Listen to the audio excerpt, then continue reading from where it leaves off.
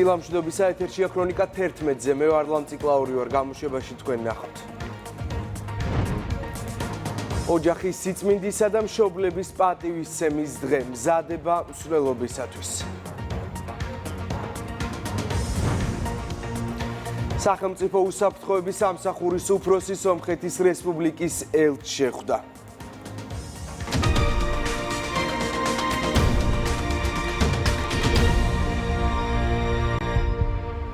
პრემიერ-მინისტრი ევროპელ ლიდერთა სამიტთან დაკავშირებით სოციალურ ქსელში წერს. ირაკლი კობახიძე აღნიშნავს, რომ ომების დაუცველობისა და იდენტობის კრიზისის დროს მსოფლიოს ძლიერი ევროპა სჭირდება. მთავრობის მეთაურის თქმით, საქართველო რჩება სტრატეგიულ მოკავშირედ და დგას წესებზე დაფუძნებული საერთაშორისო წესრიგის წინახაზზე.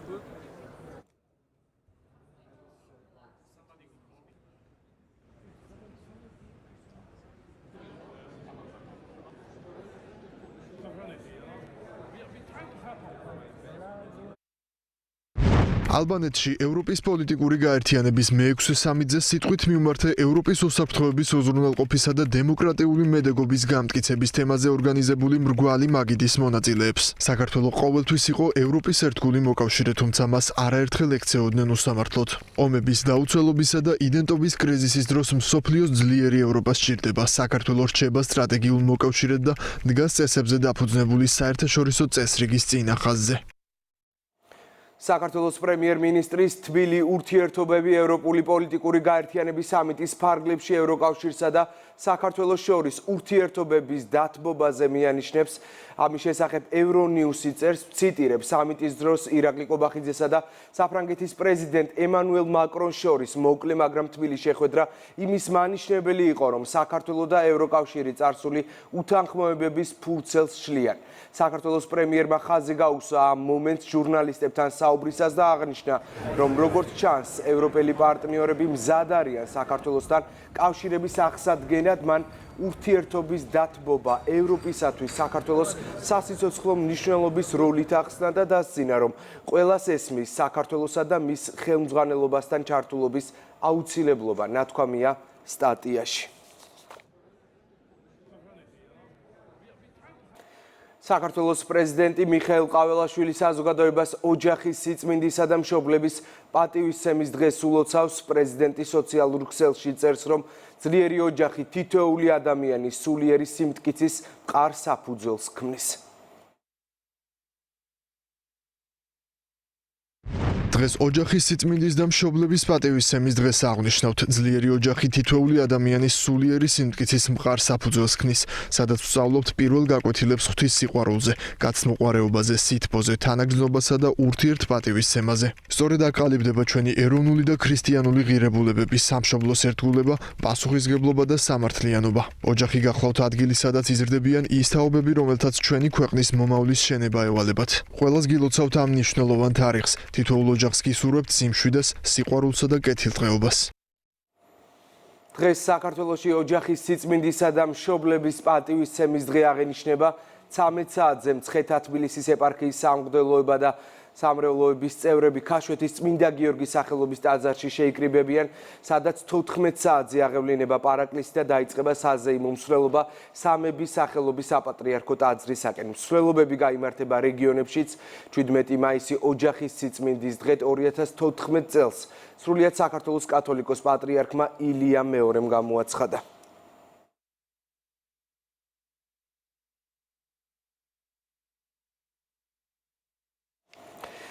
ქაშვეთის წმინდა გიორგის სახელობის ტაძარში მრევლი უკვე იკრიბება. ჩემი კოლეგა გიორგი აბაზაძე მუშაობს ადგილზე და ის ახლა პირდაპირ ეთერში გვერდდება. ტაძრის მიმდებარე ტერიტორიაზე პერიოდულად ჟღერს ტრადიციული ქართული სიმღერები და საგალობლები. შეიძლება ითქვას, ეს არის ბოლო დეტალების დაზუსტება. დღევანდელი ღონისძიების სამზადისისთვის 17 მაისმა კი უკვე მეორე წელია. მშობლების პატივისცემასა და ოჯახის სიწმინდესთან ერთად შეიძინა კიდევ ერთი ეროვნული დატვირთვა. მოქალაქეები ქუჩაში გამოდიან ენის, მამულის, სარწმუნოების, ტრადიციების, ღირებულებების, ღირსების, ფასეულობების დასაცავად. იმის დასაცავად, რაც ქვეყანას ყველაზე მეტად ჭირდება, ვინაიდან დღეს სოფლიოში მიმდინარე პროცესების ფონზე ოჯახური ღირებულებებია შეტევის მთავარი სამიზნე, მტკიცე ოჯახი კი ნიშნავს მტკიცე სახელმწიფოს. საქართველოს ხელისუფლების პოზიცია კი არის ასეთი, რომ სახელმწიფო გააკეთებს ყველაფერს ეროვნული ფასეულობების დასაცავად. 100,000-ობით ადამიანი დღეს პატრიარქის კურთხევით უკვე მე-12-ად კიდევ ერთხელ გაერთიანდება ქვეყნის მასშტაბით ეროვნული ფასეულობების დასაცავად. ჩამოვბრძანდით სამეგრელოდან და მოხარული ვარ, რომ საქართველოში ესეთი უდიდესი ძეიმი ტარდება. უერთდებით და გილოცავთ ყველას. ულოცავ საქართველოს დღევანდელ დღეს, უფალმა გააძლიეროს, წალენჯიხის სადროშო ვარ ჩვენ. გილოცავთ ყველას. დღევანდელი დღე ჩვენ გვახსენებს თუ რა არის ჩვენი მოვალეობა ოჯახის წევრების მიმართ და ქრისტიანობა გვასწავლის, რომ უმთავრესი მოვალეობა, რაც ჩვენ უნდა გვახსოვდეს და უნდა აღვასრულებდეს, ეს არის ერთმანეთის მსახურება სიყვარულით და პავლე მოციქული ოჯახს ადარებს ეკლესიას, ადარებს მდგომარეობას ღმერთსა და ეკლესიას შორის, ამიტომაც არის ასეთი მნიშვნელოვანი დღევანდელი დღის აღნიშვნა და მისი უწმინდესობის კურთხევით 11 წლის წინ ეს დღე დასწესდა დიდ ეროვნულ დღესასწაულად, რომელსაც დღეს ჩვენ ყველანი უერთდებით 2 საათზე ქაშვეთის ეზოში პარაკლისით და შემდეგ ლოცვითი მსვლელობით გავემართებით სამების საკათედრო ტაძრისკენ. მშობლები, შვილებთა და ოჯახის სხვა წევრებთან ერთად დღეს ლოცვითა და გალობით კიდევ ერთხელ გაელვიან თბილისში გზას ქაშვეთიდან სამების საკათედრო ტაძრამდე. ამ პროცესიას კი წინ წარუძღვება ტრადიციულად მაცხოვრისა და აწყურის ღვთისმშობლის ხატები. 13 საათზე შეიკრიბებიან მოქალაქეები, 14 საათზე შესრულდება დოქსოლოგია, ანუ მცირე ლოცვა, საბედრებელი პარაკლისი, ამას ეპარქიაში, რეგიონებში ეპარქიების მმართველები, დედაქალაქში კი საპატრიარქო ტახტის მოსაყდრე მიტროპოლიტი შეუხელმძღვანელებს. მადლობა, პირდაპირ ეთერში გიორგი აბაზაძე საუბრობდა. მსვლელობის გამო დედაქალაქის გარკვეულ ქუჩებზე მოძრაობა დროებით შეიზღუდება, ასევე შეიცვლება საზოგადოებრივი ტრანსპორტის გადაადგილების მარშრუტი. შეზღუდვა დღეს 22 საათამდე ქაშვეთის ტაძრიდან სამების საკათედრო ტაძრამდე არსებულ საგზაო მონაკვეთში ეტაპობრივად იმოქმედებს, ინფორმაციას თბილისის მერია ავრცელებს.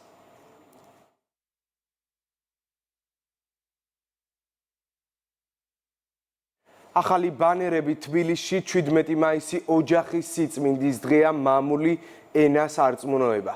ამ შინაარსის ბანერები მოქალაქეებმა თბილისის ხიდებზე გადმოფინეს.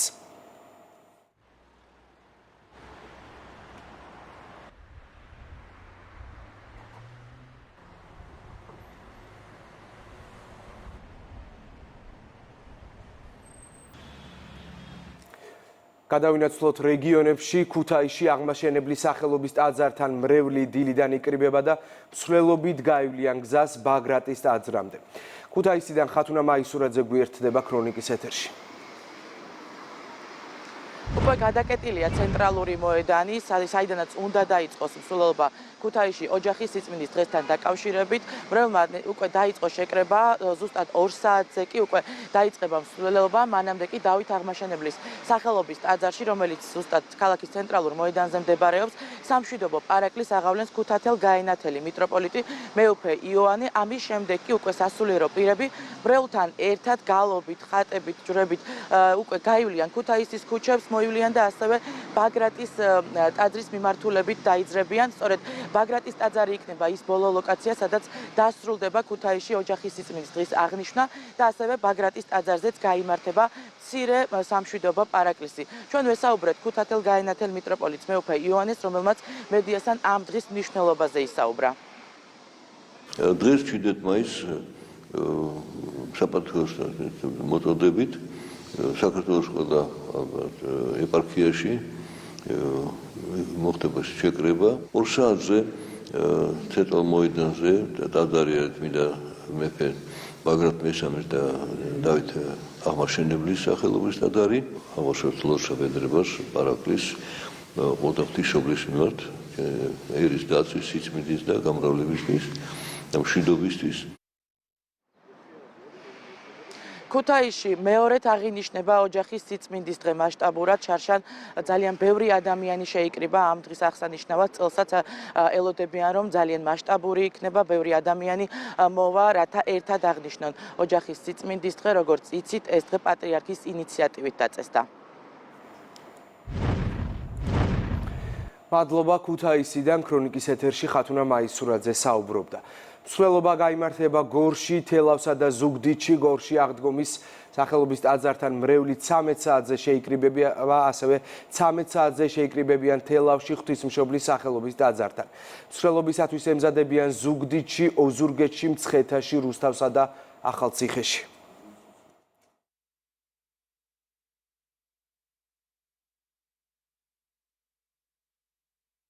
გილოცავთ ყველას 17 მაისს ოჯახის სიწმინდისა და მშობლების პატივისცემის დღეს. ეს ორი მცნება ძალიან მნიშვნელოვანია ზოგადად საზოგადოებრივ ცხოვრებაში და ეს 17 მაისი ზუსტად ამისთვის არის გამოსაყენებელი. ასევე გორში აღესრულება ეს ღონისძიება. დღეს ახლა ვიმყოფებით ჩვენ აღდგომის შენებარე საკათედრო ტაძარში, სადაც იქნება შეკრება სამრევლოსი ხალხისა, სადაც გადავიხდით პარაკლისს. მინდა დღევანდელი დღე მიულოცა საქართველოში მცხოვრებ თითოეულ საქართველოს მოქალაქეს. დღეს გორში იმართება საზეიმო მსვლელობა, სადაც შემოუერთდება შიდა ქართლის მუნიციპალიტეტის 4-ვე ქალაქი. საქართველოს კათოლიკოს პატრიარქის ილია მეორის ლოცვა-კურთხევით გაიმართება მსვლელობა ოჯახის სიწმინდის და მშობელთა პატივისცემის დღის აღსანიშნავად. ზუგდიდისა და ცაიშის ეპარქიის სამღვდელოება და მრევლი ჯვრიცვლას შეასრულებს ღვთისმშობლის მოედნამდე. მნიშვნელოვანია, რომ ჩვენ შვილებს ვასწავლოთ ამ დღის მნიშვნელობა, გავაგებინოთ და რა ვიცი, ოჯახი თავარი არის და ეს უნდა იცოდეს ჩვენმა შვილებმა აუცილებლად. გადავინაცვლოთ ბათუმში საკათედრო ტაძრის მიმდებარე ტერიტორიაზე მრევლი ნელ-ნელა იკრიბება. ემზადებიან მსვლელობისათვის. ბათუმიდან დარეჯან ჩხიკვაძე გვერდდება ქრონიკის ეთერში. ოჯახის სიწმინდისა და მშობლების პატივისცემის დღესთან დაკავშირებით ბათუმში საზეიმო მსვლელობა 14 საათზე დაიწყება. მანამდე კი მრევლი ბათუმის საკათედრო ტაძრის ეზოში შეიკრიბება. მრევლი სასულიერო პირებთან ერთად გალობით, ხატებითა და მჯვრებით მოივლიან ბათუმის ქუჩებს. პროცესიას მეუფე დიმიტრი უხემძღვანელებს. ისინი მსვლელობით გადაინაცვლებენ ბათუმის განმათავისუფლებელ მეომართა საფლავთან, სადაც გადაიხდიან პარაკლისს და სწორედ აქ დასრულდება დღევანდელი დღის აღნიშვნა. ბათუმისა და ლაზეთის ეპარქია ღონისძიებაში მონაწილეობის მისაღებად იწვევს ყველას, ვისთვისაც ეს დღე არის მნიშვნელოვანი. ისინი ამბობენ, რომ მათი მიზანი არის საზოგადოების გაერთიანება, ოჯახის, ქვეყნის ტრადიციებისა და ღირებულებების დაცვა კი თითეული მოქალაქის მოვალეობაა. საღვთო მცნებებს, როცა შვილები იზარდებიან საღვთო მცნებათა აღსრულებით, ისინი არა მარტო კარგ ქრისტიანებად, არამედ კარგ მოქალაქეებად ყალიბდებიან, რაც დამერწმუნებით, რომ ხელს უწყობს მტკიცე სახელმწიფოს ჩამოყალიბებას. ამის საუკეთესო მაგალითი გაახლავთ იოაკიმე და ანას წმინდა ოჯახი, რომლის გვირგვინიც იყო ყოვლადწმინდა ღვთისმშობელი, ხოლო ღვთისმშობლის წმინდა ცხოვრება კი იყო დასაბამი მაცხოვრის განხორციელებისა. აუცილებელია აღნიშნოთ ისიც, რომ დღევანდელი მსვლელობა, რომელიც მისმა უწმინდესობამ დააწესა, არის სწორედ მიძღვნილი ოჯახზე და მოუწოდებთ ყველა მორწმუნეს, ვისაც ძვირფასია ოჯახი, შემოგვიერთდნენ დღევანდელ მსვლელობაში. ოჯახის სიწმინდის დღეს ბათუმში საზეიმოდ მეორედ აღნიშნავენ. ბათუმისა და ლაზეთის ეპარქიაში მოლოდინი აქვთ, რომ გასული წლის მსგავსად წელსაც ღონისძიებაში ძალიან ბევრი ადამიანი მიიღებს მონაწილეობას. როგორც აღნიშნეთ, მრევლი უკვე იკრიბება ბათუმის საკათედრო ტაძრის ეზოში, მსვლელობა კი 14 საათიდან დაიწყება. მადლობა. ბათუმიდან ქრონიკის ეთერში დარეჯან ჩხიკვაძე საუბრობდა. დღის სხვა თემებით განვაგრძობთ გამოშვებას. სახელმწიფო უსაფრთხოების სამსახურის უფროსმა ანრი ოხანაშვილმა საქართველოში სომხეთის რესპუბლიკის ელჩთან შეხვედრა გამართა. მხარეებმა ქვეყნებს შორის არსებული სტრატეგიული თანამშრომლობის ძირითადი მიმართულებები მიმოიხილეს და საქართველოსა და სომხეთის რესპუბლიკის უსაფრთხოების სამსახურებს შორის მტკიცე თანამშრომლობის მნიშვნელობას გაუშვეს ხაზი. საუბარი ასევე შეეხო რეგიონში მიმდინარე პროცესებსა და უსაფრთხოების თვალსაზრისით არსებულ გამოწვევებს. აფხაზეთის ავტონომიური რესპუბლიკის მთავრობის თავმჯდომარე ლევან მგალობლიშვილი აჭარაში მცხოვრებ აფხაზეთიდან დროებით დევნილ მოსახლეობას შეხვდა. ბათუმში გამართული შეხვედრის ფარგლებში მთავრობის თავმჯდომარემ ადგილობრივი ხელისუფლების წარმომადგენლებთან ერთად დევნილთა საცხოვრებელი ადგილები მოინახულა და მათ საჭიროებებს გაეცნო. გავეცანი ჩვენი დროებით დევნილი მოსახლეობის საჭიროებებს და ასევე გავაცანით მათ იმ პროგრამების შესახებ, რაც ჩვენ სამინისტროებს გააჩნიათ. მე მინდა ვისარგებლო შემთხვევით, მადლობა მინდა ადგილობრივ ხელისუფლებას უთხრა იმ დახმარებებისთვის, რასაც ისინი ანხორციელებენ ჩვენი დროებით დევნილი მოსახლეობის მიმართ. ძალიან მოხარული ვარ დღევანდელი შეხვედრის, ახალი თავმჯდომარის გაცნობის, იმედი დაგვესახა მომავლის პრობლემები რაც იყო ყველაფერი გადავეცით და იმედით შევყურებთ ამ ჩვენს ახალ თავმჯდომარეს. ამბროლაურის მუნიციპალიტეტის მერმა ზვიად მხეიძემ საზოგადოებას 2024 წლის საქმიანობის ანგარიში წარუდგინა ღონისძიება ამბროლაურის კულტურის ცენტრში გაიმართა. მერმა ისაუბრა განხორციელებულ და დაგეგმილი პროექტების შესახებ.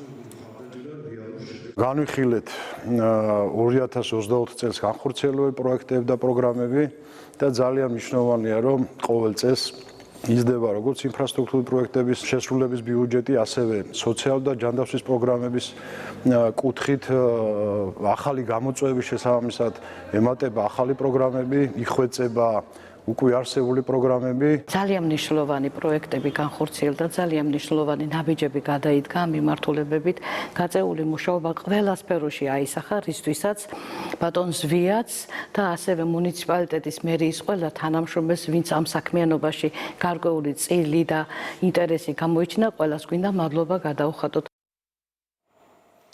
თბილისის საერთაშორისო აეროპორტის მიმდებარე ტერიტორიაზე ახალი სასტუმრო გაიხსნა. სასტუმროს გახსნის მიზანი აეროპორტის მიმდებარე ტურისტული, სატრანზიტო და ინფრასტრუქტურული სერვისების გაუმჯობესებაა. ძალიან მნიშვნელოვანი არის აეროპორტის მიმდებარედ ახალი პირველი სასტუმრო შექმნა, რომელიც მოემსახურება როგორც ტრანზიტით მოსარგებლე მგზავრებს, ისე ტურისტებს. იცით, რომ ძალიან ბევრი ახალი ავიარეისი, ძალიან ბევრი სიხშირე და მიმართულება დაგვემატა, შესაბამისად წელს ძალიან ბევრ ახალ ტურისტს ველოდებით და ახალი სასტუმრო ჩვენთვის ახალი სავიზიტო ბარათია. ველოდებით ახალ სტუმრებს როგორც საქართველოში, თბილისში, კონკრეტულად ამ სასტუმროში.